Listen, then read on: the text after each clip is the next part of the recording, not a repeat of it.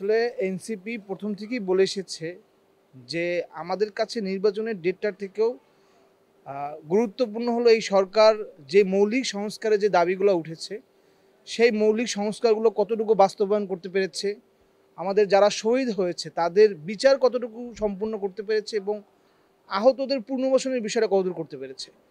দেখেন, আপনি যদি এখানে বিচার এবং মৌলিক সংস্কারের যেই প্রশ্নগুলো সামনে আমাদের আছে সেই প্রশ্নগুলোর সমাধান না করিয়ে আপনি শুধু এখানে যদি একটা নির্বাচন করেন, তাহলে এই যে হাজারো শহীদের বিনিময়ে আমরা একটা রাষ্ট্র পেলাম, একটা ফ্যাসিবাদের পতন পেলাম, সেটা একটা রেজিম চেঞ্জের হিসাবেই বিবেচিত হবে।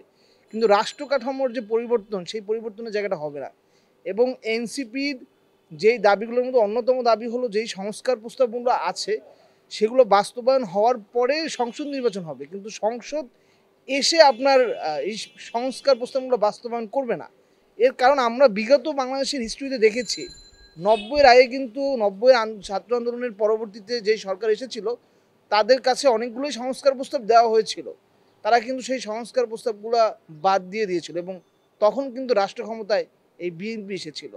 তো আমরা অতীতের শিক্ষা থেকে আমরা বর্তমানে আমাদের দাবি স্পষ্ট যে যেই মৌলিক সংস্কারগুলো কথা বলা হচ্ছে এই সংস্কারগুলো বাস্তবায়ন হওয়ার পরে তারপরে সংসদ নির্বাচন হবে।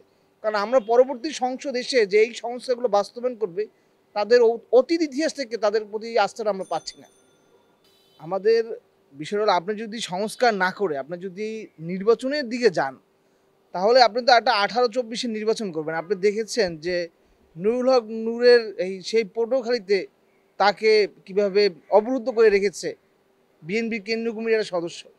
তো আপনি এই পরিস্থিতি যদি নির্বাচনের কথা বলেন, তাহলে আলটিমেটলি আপনি নির্বাচন কিছু করতে পারবেন না, আপনি একপাক্ষিক একটা নির্বাচন হবে। তো আমরা তো একপাক্ষিক একটা নির্বাচনে অংশগ্রহণ করতে পারি না। আমরা চাই নির্বাচন হোক, সকলে তার যে রাজনৈতিক অধিকার আছে সেটা যেন সে ইমপ্লিমেন্ট করতে পারে, সেই পরিবেশটা সরকার নিশ্চিত করুক এবং সেটা সংস্কার প্রক্রিয়াগুলো বাস্তবায়ন হওয়ার মধ্যে দিয়েই সম্ভব। ঐক্যমত কমিশন প্রতিটা রাজনৈতিক দলগুলো নিয়ে প্রতিনিয়ত বসছে এবং মতামত প্রদানের একটা জায়গা তৈরি হয়েছে আলোচনার ভিত্তিতে।